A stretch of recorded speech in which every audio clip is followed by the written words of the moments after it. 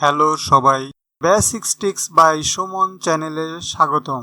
আজকের ভিডিওতে আমি আপনাদের দেখাবো কিভাবে উইন্ডোজ 10 এর ডেস্কটপে দিস পিসি আইকন যোগ করবেন। চলুন শুরু করি।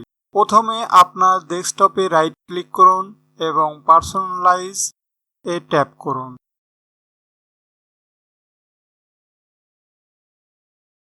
এরপর সেটিং উইন্ডোতে বাম দিকের মেনু থেকে থিমসে ক্লিক করুন। এরপর ডান পাশের রিলেটেড সেটিংয়ের নিচে ডেস্কটপ আইকন সেটিংয়ে ক্লিক করুন। এখন কম্পিউটার চেকস বক্সটিতে টিক চিহ্ন দিন যাতে দিস পিসি আপনার ডেস্কটপে প্রদর্শিত হয়। এরপর অ্যাপ্লাই এবং ওকে বাটনে ক্লিক করুন।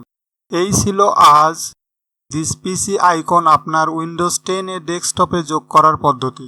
যদি এই ভিডিওটি আপনার ভালো লাগে তাহলে অবশ্যই লাইক এবং সাবস্ক্রাইব করবেন বেসিক টিপস বাই সুমন এই চ্যানেলটিকে।